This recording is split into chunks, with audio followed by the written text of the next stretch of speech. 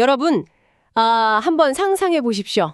역사상 가장 끔찍한 사형 틀로 불리는 십자가형입니다. 네, 정말 참혹한 형벌이죠. 그 위에 매달려 숨이 끊어져가는 3명의 사형수가 있습니다. 이들이 처한 물리적 조건은 완벽하게 똑같거든요. 숨조차 쉬기 힘든 고통 속이었을 겁니다. 맞아요.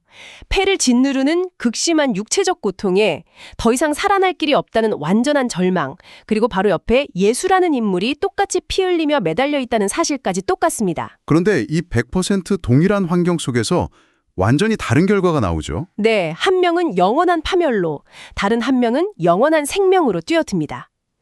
도대체 십자가 위 그 짧은 시간 동안 이 두 사람의 뇌리에서는 어떤 서로 다른 일들이 벌어졌던 걸까요? 그 질문이 바로 인간이란 존재의 깊은 내면을 들여다보는 아주 중요한 열쇠가 됩니다. 우리는 흔히 자신이 현실을 있는 그대로, 막 카메라 렌즈처럼 아주 객관적이고 중립적으로 본다고 착각하곤 하잖아요. 그렇죠. 내가 보는 게 다 사실이고 객관적이라고 믿으니까요. 하지만 인간은 결코 사실을 날 것 그대로 받아들이는 존재가 아닙니다. 반드시 해석이라는 거름망을 통과해서 현실을 인식하게 되거든요. 있는 그대로가 아니라 해석을 거친다는 말씀이시군요. 네. 문제는 죄로 인해 그 해석의 렌즈가 심각하게 왜곡되어 있다는 데 있습니다. 하나님이 배제된 채 철저히 자기중심적으로 세상을 해석하도록 기울어져 버린 겁니다. 그러네요. 그 뒤틀린 렌즈로 바라본 현실은 아무리 똑같은 사건 앞에서도 우리를 생명의 근원이신 하나님에게서 한없이 멀어지게 만들곤 하죠. 정확합니다. 우리의 실제 삶을 돌아봐도 똑같은 고통과 실패 앞에서도 어떤 분은 세상을 원망하며 완장이 무너져 내리지만 어떤 분은 바로 그 부서진 자리에서 오히려 하나님을 깊이 만나게 되잖아요. 네, 신앙생활을 하다 보면 참 많이 보게 되는 모습입니다. 그래서 오늘 여러분들을 위해서 이토록 중요하고 생명력 있는 진리를 깊이 파헤쳐 보려고 합니다. 이번 주 목사님의 설교에서는 이 해석의 문제를 가장 극적으로 보여주는 누가복음 23장의 십자가 위 두 강도 이야기를 다루어 주셨습니다. 네, 오늘이 저희가 나눌 깊은 말씀 나눔의 핵심이죠. 맞습니다. 성경 본문과 신학적 배경, 그리고 목사님의 말씀에서 주신 통찰을 한데 모아서 그 진짜 이유를 찾아보려고 합니다. 따뜻한 차 한 잔을 나누며 은혜를 되새기는 마음으로 오늘의 깊은 말씀 나눔을 시작하겠습니다. 이 십자가의 장면을 가만히 들여다보면 마치 모든 변수가 완벽하게 통제된 영적인 실험실과도 같습니다.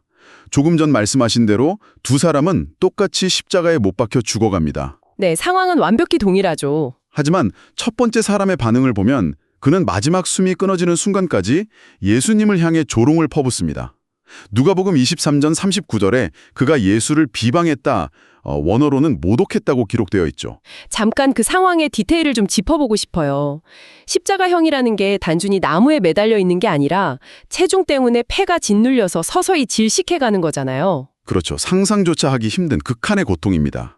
게다가 못이 박힌 손발에 신경이 갈기갈기 찢어질 텐데 보통 사람이 그 정도의 한계 상황에 부딪히면 지푸라기라도 잡는 심정으로 살려달라고 애원해야 자연스러운 것 아닌가요? 일반적인 상식으로는 그렇게 생각할 수밖에 없죠. 게다가 네가 그리스도가 아니냐라고 외쳤다면 예수님이 전에 행하신 기적들에 대해 아예 몰랐던 것도 아닌 것 같은데 뭐랄까 정보가 부족해서 안 믿은 걸까요? 바로 그 모순이 이 장면이 보여주는 가장 핵심적인 진리입니다. 헬라어 원어 성경을 분석한 자료들을 보면 이 모독하다라는 단어가 미완료형 시제로 쓰여 있습니다. 미완료형이요? 그게 어떤 의미가 있나요? 이게 무슨 의미냐면 극심한 고통 속에서 욱하는 마음에 한 번 내뱉은 실언이 아니라는 겁니다. 그는 십자가에 매달려 숨이 끊어져가는 그 길고 끔찍한 시간 내내 아주 집요하고 의도적으로 멈추지 않고 계속해서 예수님을 조롱했습니다. 와, 세상에. 그 극한의 고통 속에서도요? 네, 진리를 몰라서 혹은 정보가 부족해서 생기는 무지가 아니라는 뜻이죠. 단발적인 분노가 아니라 끈질기고 지속적인 거부의 의지였군요. 고통 속에서 오히려 더 맹렬하게 하나님을 밀어내는 거네요. 그렇습니다. 왜 극한의 고통이 이 사람을 오히려 더 완악하게 만들었을까요? 글쎄요, 왜 그랬을까요? 하나님이 배제된 채 자신의 자아라는 렌즈로만 고통을 해석하면 인간은 필연적으로 하나님을 자신의 필요를 채우는 도구로 전락시키기 때문입니다. 도구로 전락시킨다는 말씀이 확 와닿네요. 네, 네가 진짜 메시아라면 지금 당장 내 고통을 해결하고 나를 십자가에서 내려가게 해라, 이런 식이죠. 내 기준에 맞추어 나를 살려내지 못한다면 너는 결코 하나님일 수 없다. 철저히 자기중심적인 해석입니다. 그 해석의 메커니즘을 듣고 보니 정말 등골이 서늘해집니다. 우리는 막연히 고통이 사람을 겸손하게 만들 거라고 기대하잖아요. 맞아요. 흔히들 그렇게 생각하죠. 하지만 실제로는 그 영혼의 밑바닥에 진짜 무엇을 믿고 있는지를 여과 없이 드러내는 무서운 시금석이 되는 거네요. 정확한 표현입니다. 위기의 순간에 진짜 민낯이 드러나는 법이니까요. 목사님의 말씀에서 이 부분을 짚어주실 때 저 자신을 참 많이 돌아보게 되더라고요. 사실 이게 2000년 전 십자가 위 사형수만의 이야기가 아니잖아요. 그럼요. 오늘날 우리의 이야기이기도 합니다. 우리도 살아가면서 벼랑 끝에 섰을 때 나도 모르게 이 첫 번째 사람처럼 기도할 때가 너무 많습니다. 하나님, 이 문제만 해결해 주시면 제가 정말 잘 믿겠습니다. 이 꽉 막힌 상황만 당장 바꿔주세요 하고요. 참 뼈 아픈 고백입니다. 그러다가 내 기대대로 상황이 풀리지 않으면 마치 우리가 재판장이 된 것처럼 하나님을 심판의 자리에 올려놓고 판단하잖아요. 이러시면 안 되죠. 이건 제가 믿던 분이 아닙니다. 라고 평가해버리곤 하니까요. 바로 그 지점에서 두 번째 사람의 반응이 더욱 경이롭게 다가옵니다. 완전히 똑같은 십자가, 똑같이 피 흘리며 죽어가는 절망의 자리에서 이 두 번째 사람은 숨을 몰아쉬며 완전히 다른 고백을 던집니다. 예수님, 주님의 나라에 들어가실 때에 나를 기억해 주십시오. 라는 고백이죠. 네, 맞습니다. 솔직히 고백하자면 처음 이 성경 구절을 읽었을 때는 그저 죽음 앞에서 남기는 어떤 불쌍한 죄수의 소박한 부탁 정도로만 여겼거든요. 아, 그냥 감성적인 인사 정도로요? 네, 예수님, 저라는 사람을 잊지 말아주세요 하는 감성적인 마지막 인사처럼 들렸어요. 현대인의 시각으로 보면 그렇게 오해하기가 참 쉽습니다. 감정적인 기억의 요청으로 들리니까요.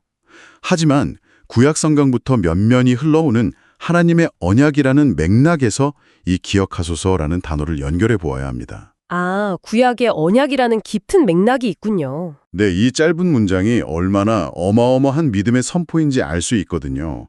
성경에서 하나님이 누군가를 기억하신다는 것은 단순히 뇌리에 어떤 사람의 얼굴이나 정보를 저장해 둔다는 뜻이 결코 아닙니다. 그럼 정확히 어떤 뜻인가요? 그것은 창조주 하나님께서 당신의 언약에 근거하여 절망적인 인간의 역사 속에 구체적으로 개입하시고 행동을 시작하시는 아주 강력한 임재의 순간을 뜻합니다. 창세기에서 노아의 홍수 때 방주 안의 상황을 묘사한 부분을 보면 그게 무슨 뜻인지 확연히 드러나죠. 예, 창세기 8장 1절에 하나님이 노아를 기억하셨다라는 위대한 선언이 등장하죠. 그때 세상은 여전히 시커먼 물로 덮여 있었고 밖은 죽음뿐이었습니다. 방주 안의 상황은 조금도 변하지 않은 절망 그 자체였겠네요. 맞습니다. 그런데 하나님이 그를 기억하신 바로 그 순간 거대한 바람이 불기 시작하고 물이 줄어들며 구원의 실제가 나타납니다. 출애굽기에서도 마찬가지입니다. 이스라엘 백성들이 애굽에서 노예 생활을 할 때 말씀이시군요. 네, 이스라엘 백성이 이집트의 채찍 아래서 끔찍한 고통을 당할 때 수백 년간 변한 것 없는 캄캄한 노예 생활 속에서 하나님이 그들의 고통 소리를 들으시고 아브라함과 맺은 언약을 기억하셨다고 기록됩니다. 와, 그 기억하심이네요. 네, 그 기억하심이 발동된 순간부터 견고했던 바로의 권세가 무너지고 출애굽이라는 거대한 구원의 수레바퀴가 구르기 시작한 겁니다. 와, 그러니까 이 기도는 단순한 낭만적인 요청이 아니라 하나님의 구원 역사를 내 삶에 발동시켜달라는 엄청난 간구였네요. 말씀을 듣다 보니 마치 깊은 바다에 빠진 조난자와 구조대원의 모습이 떠올라요. 오, 어떤 모습이죠? 첫 번째 강도는 물에 빠져 허우적거리면서 자기 힘으로 살겠다고 구조대원에게 당장 이 물을 없애봐라 라고 분노하며 소리치는 거라면요. 네. 이 두 번째 강도는 자기에게는 도무지 이 풍랑을 헤엄쳐 빠져나갈 힘도 구조받을 내세울 자격도 없다는 걸 철저히 인정하고 몸에 힘을 쫙 뺀 상태인 거잖아요. 아주 적절한 비유입니다. 다윗이 시편에서 주의 인자하심을 따라 나를 기억하소서라고 울부짖은 것처럼 하나님의 언약이라는 절대 끊어지지 않는 튼튼한 구명줄에 자기 자신을 완전히 묶어서 구조대원에게 온몸을 툭 던져버리는 거군요. 아주 탁월하고 정확한 비유입니다. 두 사람의 시각 차이가 극명하죠. 첫 번째 사람은 눈에 보이는 상황의 해결만을 구했습니다. 십자가에서 당장 내려가는 것 말입니다. 네, 당장의 고통에서 벗어나는 거요. 하지만 두 번째 사람은 상황의 해결이 아니라 하나님 그분 자신을 원했습니다. 여기서 우리가 놓치지 말아야 할 놀라운 사실은 이 고백을 들으시는 예수님의 겉모습입니다. 사실 예수님도 똑같이 처참한 상태셨잖아요. 그렇죠. 로마 군인들에게 발가벗겨져 조롱당하고 피투성이가 되어 무력하게 못 박혀 있습니다.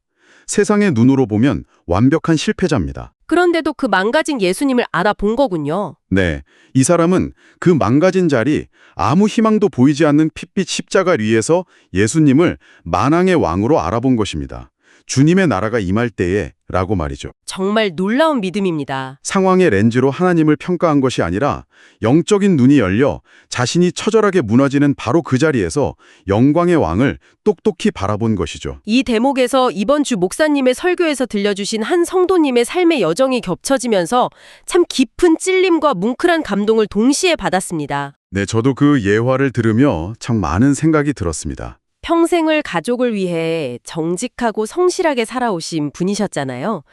그런데 어느 날 갑자기 정말 아무런 예고도 없이 건강을 크게 잃으셨고 자연스럽게 경제활동도 멈추게 되셨죠. 정말 하루아침에 모든 일상이 무너져 내린 거네요. 수입이 끊기고 가정 전체가 크게 흔들리는 엄청난 시련을 맞으셨습니다. 보통 우리에게 이런 위기가 닥치면 어떻게든 이 터널을 빨리 벗어나게 해달라고 매달리게 되잖아요. 그렇죠. 예전처럼 건강과 일상을 다시 회복시켜달라고 첫 번째 강도처럼 부르짖게 되는 게 인지상정입니다. 맞아요.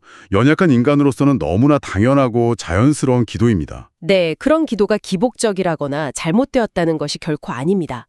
하지만 그 성도님의 진정한 영적 성숙은 아무리 밤낮으로 간절히 기도해도 오랜 시간 동안 상황이 조금도 나아지지 않는 그 캄캄한 침묵의 시간 속에서 빛을 발했습니다. 맞아요. 상황이 전혀 변하지 않는 그 막막함 속에서 그 성도님이 어느 날 이렇게 고백하셨다고 해요. 어떤 고백이었죠? 하나님, 제가 지금까지 제 삶의 상황만 붙들고 있었습니다. 이제는 상황이 아니라 하나님을 붙들겠습니다. 이렇게 기도의 내용이 완전히 바뀌었죠. 아, 정말 놀라운 영적 전환이네요. 하나님, 이 고통스러운 상황이 이대로 변하지 않아도 괜찮습니다. 대신 제발 저를 놓지 말아주세요. 언제까지나 저와 함께해 주십시오.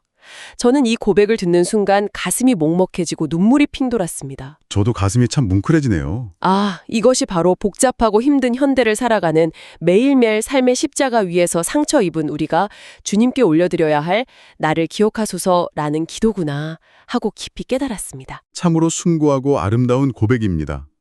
그분은 문제 해결이라는 결과물이 아니라 예수 그리스도 그분 자체에 자신의 영혼의 닻을 깊이 내리신 겁니다. 네, 상황이 아니라 주님을 붙든 거죠. 여기서 놀라운 것은 이렇게 자신의 모든 것을 하나님의 자비하심에 내어 맡긴 두 번째 강도에게 예수님이 주신 응답입니다.